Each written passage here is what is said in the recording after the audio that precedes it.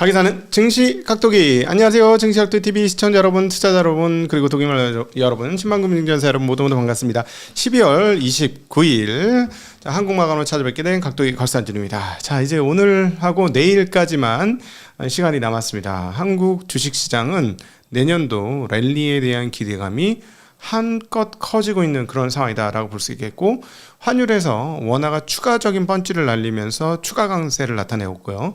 은가격은 오늘 대환장 파티가 한번 이루어진 날이었다라고도 볼 수 있겠습니다. 또 지금 몇 가지 지정학적 이슈도 같이 드러나고 있고요.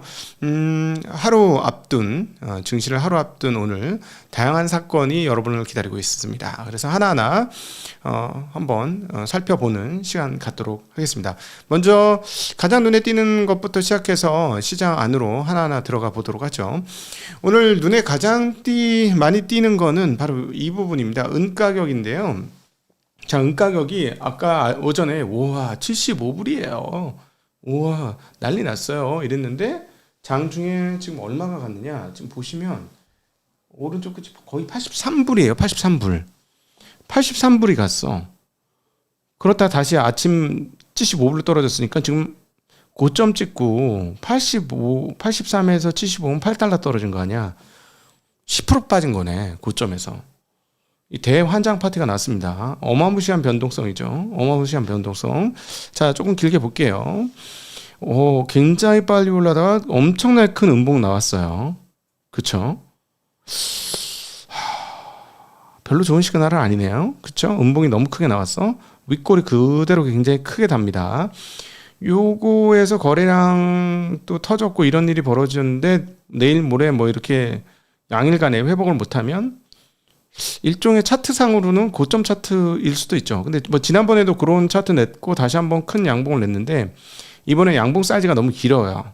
양봉 사이즈가 너무 길어서 기술적으로는 뭐 일반적 기술적으로는 썩 좋은 모양은 아니다 라고 정리해 볼 수 있겠습니다. 어찌되었거나 지금 은값은 정말 그야말로 대환장 파티가 발생했다라고 정리해 봐도 될 것 같습니다. 자, 그리고 또 하나 눈에 띄는 대목이 있죠. 오늘 뭐 거시경제상으로는 원화 가격이 다시 한 번 더 펀치를 매기면서 추가 강세를 나타내었다는 점입니다. 그래서 상당히 견고하게 지켜지던 N당 930원 내외의 가격도 상당히 큰 폭으로 떨어지면서 지금 원화가 917원, 100엔당 917원까지 떨어졌는데요. 한번 흐름 보도록 하겠습니다. 자, 보시면 지난주 후반에 한번 세게 매겼어요. 세게 매겨서 중간에 잠깐 이제 끝난 거 아니야 하고 올렸다가 얻어맞고 올렸다가 얻어맞고 올리려다 얻어맞고 옆으로 질질질 기었다가 마지막에 톡 올리고 끝났죠. 근데 오늘 시작하자마자 한 번 더 매겼어요. 자, 오른쪽 끝에 보시면은 음봉 두 개 딱 뻥 떴잖아요. 여기. 예. 그러니까 요게 이제 오늘 시작이잖아. 시작하자마자 한 방 더 매겼어. 그래서 에이 설마 하고 반등하다가 지금 또 먹혀서 끝나서 1433원이에요. 자, 이게 아침에도 잠깐 설명드렸지만 내가 달러를 많이 가진 사람 입장에서 그리고 달러가 앞으로 계속 들어올 입장에서라고 보면 어떤 힘 있는 세력이 이거 너무 원화가 약세니까 한번 찍어 누를 거야. 본격적으로 한번 제대로 찍어 누를 거야. 이거 여기서 찍어 눌러봐야 큰 손해 없어. 막 이렇게 해서 뭐 여기서 먹혀봐야 얼마나 먹히겠어 하고 쭉쭉 밀어붙이면 달러를 엄청 많이 갖고 있고 앞으로 달러가 엄청 들어올 세력들은 어떻게 할까요? 한번 생각해 보시죠. 심리적으로. 뭐 심리야 뭐 다 똑같은 사람인데 뭐. 예. 그럼 예를 들어서 냉정하게 생각해. 그럼 1,500억 근처가 원화가 어떤 적정가냐 아니면 그 엔화 빼고 약세냐 근데 체력은 어떠느냐 이런 것들 다 감안해 보면 공격하는 입장도 세게 공격할 수가 있는 자리죠. 충분히 그럴 수 있었을 것 같아. 저는 이거 그냥 트레이딩 관점으로만 말씀드립니다. 그리고 또 솔직히 말해서 환에서 무슨 펀더멘탈을 어떻게 우리가 얼만큼 잘할 수 있겠어. 그쵸? 근데 어찌되었거나 최근에 금리는 더 이상 내려가지 않고 금리 최근 좀 올랐고요.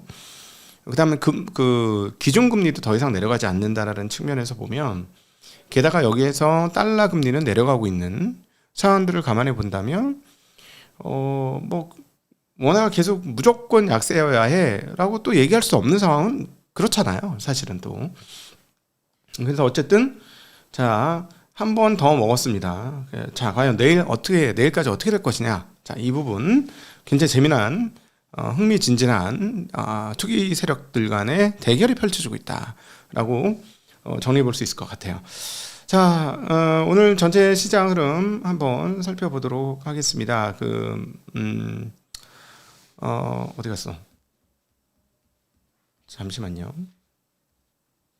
네.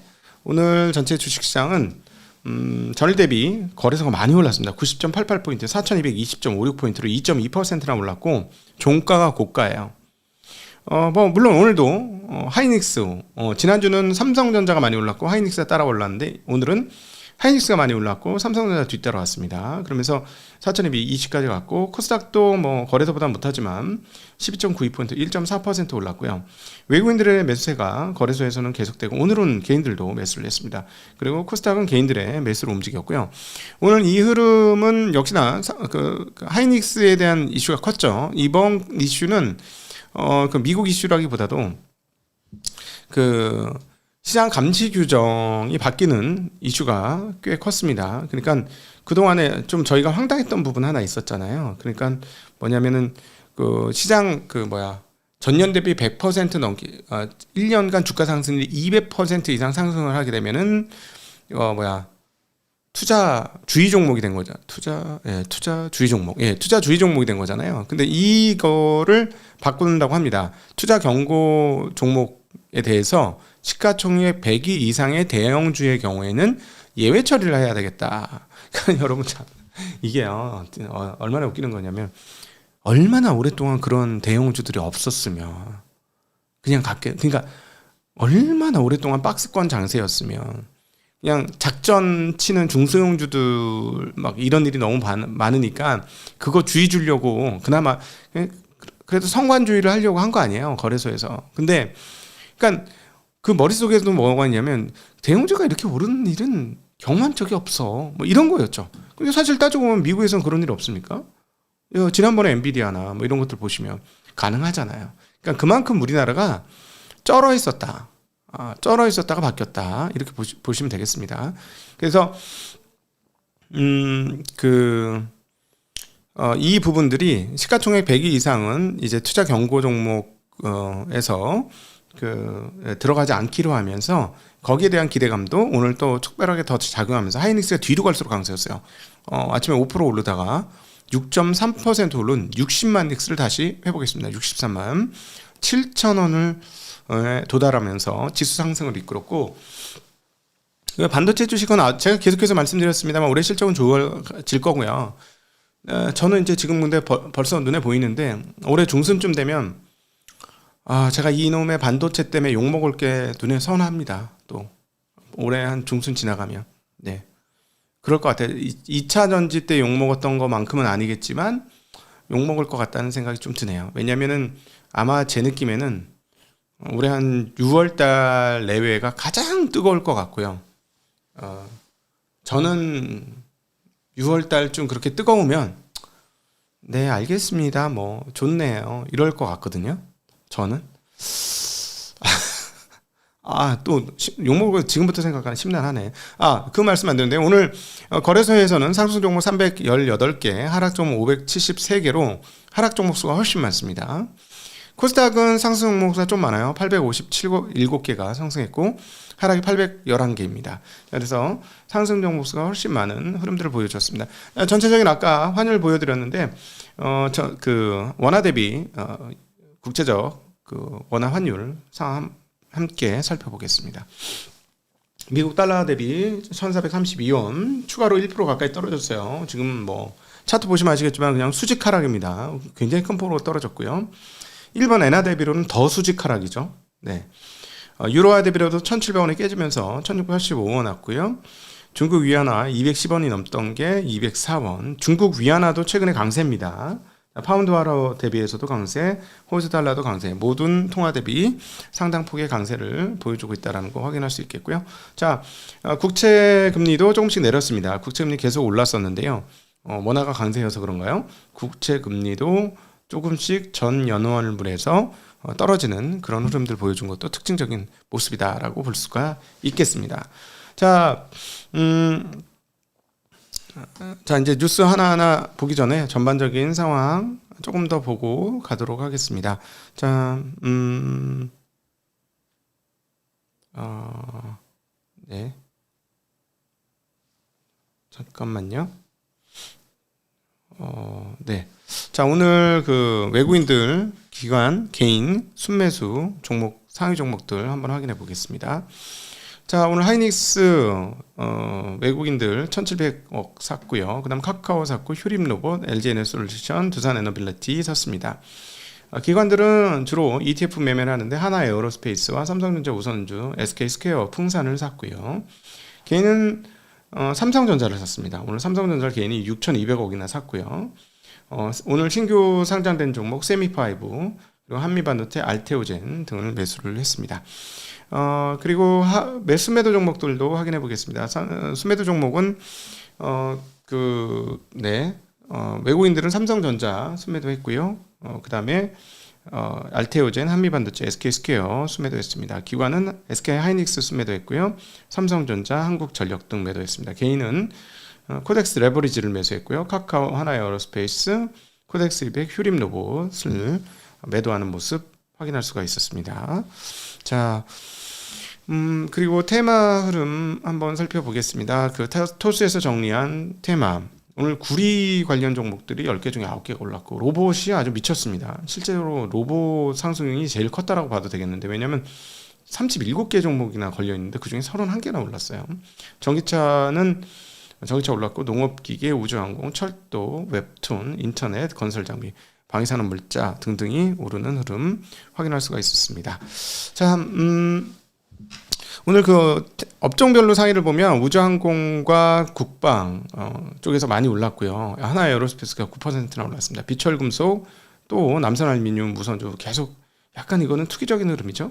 네, 그리고 테마 쪽에서는 전선 주식들이 로봇 주식들과 더불어서 굉장히 강한 모습 보여주었습니다. 자, 저 3D 프린트 적어도 다 로봇입니다. 오늘 그 로봇 그시 굉장히 많이 올랐네요. 휴림 로봇이 28.7%, 원희홀딩스 19%, 한라캐스트 16%, DIC 9.2%, SP 시스템드 8.0%, 현대 오토에버 7.6%, 그 다음에 현대 무벡스도 5.7% 올라가면서 이 종목이 모두 역사적 신고가 또는 52주 신고가를 기록을 하고 있습니다. 그러니까 다들 어마무시하게 지금 주가가 올랐다. 제가 계속 말씀드렸지만 테마 중에 최고는 로봇 테마다. 2차전지 저리 가라 일 것이다 라고 말씀드렸는데 역시나 그렇습니다. 근데 놀랍게도 한국에서 로봇을 가장 크게 품고 있는 땡땡차는 전혀 여기에 반응하지 않고 있다. 그것도 아주 재미난 얘기가 되겠죠. 그리고 전선주들 강세는 아까 구리 테마 강세와 연결되어 있습니다. 도널드 트럼프 행정부가 내년에 구리에 추가 관세를 부과할 수도 있지 않겠느냐 하는 어떤 두려움의 테마가 만들어지면서 오늘 LS하고 강원전선 등 구리 관련 주식들이 상당히 크게 올랐습니다. 오늘 SK 하이닉스가 6% 올라가면서 SK 스퀘어 또 3%대의 큰 폭의 강세를 보여주었습니다. NH에서는 SK 스퀘어의 목표 주가를 35에서 45만 원으로 상향 조정하는데요. 이유는 반도체 산업의 우호적인 업황 사이클이 당분간 지속될 것이며 이에 따라 SK 스퀘어의 매력도 동반 상승할 것. 네. 저는 근데 이게 참 어려운 게 SK 하이닉스를 많이 갖고 있는 게 스퀘어인데 그래서 올랐다? 그럼 SK 스퀘어 많이 갖고 있는 SK는 뭐 딴 것 쪽에서 안 되네. 그러니까 우리나라 이 그 옥상옥 구조나 이런 그 층층이 구조 이건 정말 투자자를 굉장히 헷갈리게 하는 것 같아요. 예, 참, 네. 그러니까 계속 할인을 쳐서 거래를 했던 것이고 본질 가치보다 그렇습니다. 자, 그리고 이제 재미난 뉴스 CJ 관련된 뉴스입니다. CJ그룹이 상법 개정에 발맞춰서 CJ 올리브영을 중심으로 한 지배구조 재편에 속도를 낼 것이다 라는 전망이 나왔습니다. IM증권의 이상원 연구원이었는데요. 3차 상법 개정안으로 자사주 강제 소각 시대가 도래했다라고 얘기하면서 CJ뿐만 아니라 CJ 올리브영이 보유한 자사주 22.6%의 소각이 기대되며 이는 곧 그룹 구조의 개편에 신호탄이 될 것이다라고 전망을 했습니다. CJ 올리브영이 지금 계속해서 외부 투자자의 지분을 꾸준히 되사들여 가지고요. 현재 비중이 22.6%까지 늘었다고 합니다. 자사주 비중이 CJ 올리브영. 근데 CJ 구조 한번 살펴보죠. CJ는 CJ 주식회사가 지금 이렇게 그 가장 상단에 있고요. 그다음 중간 지주회사 격이 되는 게 CJ 제일제당. 여기가 식품, 바이오 쪽을 거기에 중간 지주 회사를 하고 있고요. CJ ENM이 그다음에 미디어, 엔터, 그다음에 미디어, 엔터, 극장 이런 쪽을 가지고 있죠. 그리고 CJ 주식회사가 CJ 올리브영을 직접 들고 있고 대한통운은 CJ 제일제당이 가지고 있는 이런 구조입니다. 네. 회사 이쪽도 전반적으로 되게 CJ도 저평가 영역이죠. 저평가 영역이라 볼만한 기업들이 있는 그룹 중에 하나입니다. 자, 지난주에도 잠깐 설명드렸던 오름 테라퓨틱스가 추가 상승을 했습니다. 8.9%나 추가 상승했는데요. DAC 플랫폼 기반 차세대 항암제를 개발함으로써 ADC가 가지고 있는 한계를 극복할 수 있는 기업이다라고 언급이 되면서, 그리고 지난주에 어떤 무슨 박사님 모셔왔다고 그랬잖아요. 그래서 추가적으로 계속해서 상승하고 있다는 뉴스 또 눈에 띄는 뉴스가 되겠습니다. 자, 그리고 오늘 굉장히 재미난 뉴스 하나는 앞서 전기차 올랐는데 신기하다 했는데요. LNF 관련입니다. 매우 충격적인 뉴스인데요. 테슬라와 계약했던 무려 3조 8,347억 아이고 못 읽겠네. 3조 8,347억 3,850만 8,160원 짜리 계약이 바뀌었습니다. 읽기 쉽게 바뀌었어요. 973만 316원. 어떻게? 3조 8,347억 3,850만 8,160원짜리 계약이 973만 316원으로 바뀌었습니다. 유구무원입니다. 할 말이 없네요. 네, 할 말이 없습니다. 참 안타깝습니다. 그러니까 지금 생각해봐도 그때 정말 참 너무 개념 없이 마구잡이로 아무것도 모르는 분이 나오셔가지고 자기 잘한다고 하면서 막 떠들었던 그 과정들 너무 애달프고 슬프고요. 거기에 많은 사람이 그냥 현혹돼서 넘어갔다는 거, 많은 사람이 아니라고 했는데, 정말 전문가들이 아니라고 했는데도 불구하고 그랬던 건 정말 너무 안타까운 일이 아닌가 싶습니다. 그래서 여러분들 진짜 전문가냐 진짜 전문가 아니냐에 대한 구분을 좀 잘 하실 필요가 있다. 그래야 생존할 수 있다. 그래서 자기 자신을 너무 믿지 마라. 그리고 자기 생각과 자기가 그동안의 경험을 쌓았던 걸로 이 시장에 들어오지 마라. 이 시장 논리는 좀 다르다라는 걸 꼭 기억하셨으면 좋겠습니다. 자, 한국 수출이 사상 첫 7천억 달러를 돌파했다라는 소식입니다. 전 세계 6번째라고 하는데요. 올해 연간 누적이 7천억 달러를 달성한 것으로 잠정 짓게 되는데요. 이렇게 7천억 달러를 기록한 것은 2018년 6천억 달러 달성 이후 7년 만에 이루어진 사상 최대치라고 합니다. 자, 이거 원화 기준이 아니고 달러 기준이니까 의미 있죠. 네, 7천억 달러. 아주 훌륭합니다. 그리고 아마도 내년도에 이거 또 깰 거예요. 제가 보기에는 원화 기준으로는 지금 원화가 약세가 되면서 어떻게 될지 모르겠지만 달러 기준으로는 내년에도 사상 최고치를 기록할 것이다라는 생각이 듭니다. 자, 그리고 뉴진스에 대한 소식 얘기가 나오고 있습니다. 뉴진스 좀 안타까운 소식인데요. 뉴진스에서 다니엘의 계약 해지 통보를 했고 소송전에 돌입했다는 뉴스 중앙일보가 보도하고 있습니다. 나머지 멤버는 복귀하는 걸로 알고 있는데요. 여기 이제 어드와에서 발표한 공지 사항입니다. 민지 한이는 돌아오게 됐는데 다니엘의 경우는 앞으로 뉴진스에서 함께하기 어렵다라고 판단해서 회사가 어더우가 전속 계약 해지를 통보했다고 합니다. 그래서 다니엘 가족 1인과 미니진 전 대표에 대해서 법적 책임을 물을 예정이다라고 얘기가 나오네요. 자, 그러니까 사실은 감정적으로는 어린 그 뉴진스 가장 좋을 때 이렇게 사고가 터진 게 너무 안타까운데 어, 계약은 계약인 거고 자본주의는 자본주의인 거니까. 그러니까 참 어른들의 그 돈 싸움에 이 어린 아티스트들이 너무 상처를 많이 깊이 입었다 하는 점이 이 사건에서 저는 개인적으로 가장 안타까운 부분이 아닌가 싶습니다. 앞으로는 좀 이런 일이 없었으면 하는 그런 바람을 가져봅니다. 자, 오늘 함께 해주신 모든 분들께 감사드리고 정리가 도움이 되셨다면 도움이 되셨다고 말씀을 해주시면 좋겠습니다. 자, 오늘 전반적인 시장 흐름은요. 앞서 종가가 고가로 끝났다라는 거 보여드렸다시피요. 이거 내년도의 그 기대감이 엄청난 겁니다. 이거. 네, 이거 이미 오늘 장부터 결제는 내년 1월 2일 날 되는 거 아시죠? 만약에 이제 예전처럼 요즘은 이제 저거 말씀드려야 되는데 배당을 이사회에서 결의하고 이사회에서 날짜도 확정 지을 수 있어요. 그래서 배당금 얼마인지 확인하고도 배당을 받을 수 있거든요. 요즘에는. 얘는 12월 말에 깜깜이로다가 먼저 사놓고 얼마 전에 좀 많이 주시길 바래요. 뭐 이러면서 이제 깜깜이로 12월 전에 그러니까 지난 주말까지 그죠. 내일이 마감이니까 D 플러스 2일 제도로 인해서 지난 금요일 산 사람까지만 배당을 받는데 연말 결산은 근데 꼭 그렇지 않습니다. 이제 이사회가 결의를 하면 이사회 결의 날짜에 배당을 받을 수 있고 이사회 결의 때 배당금을 정해가지고 그 날짜를 뭐 3월 20일 이렇게 발표할 수도 있어요. 그 전에 이사회를 정한 다음에 그래서 그거 헷갈리지 마셨으면 좋겠고요. 그 다음에 이제 오늘 종가 이렇게 고가가 나왔다라는 건 배당 락이 있는 날임에도 불구하고 내년도에 대한 기대감이 엄청나게 크다는 겁니다. 예.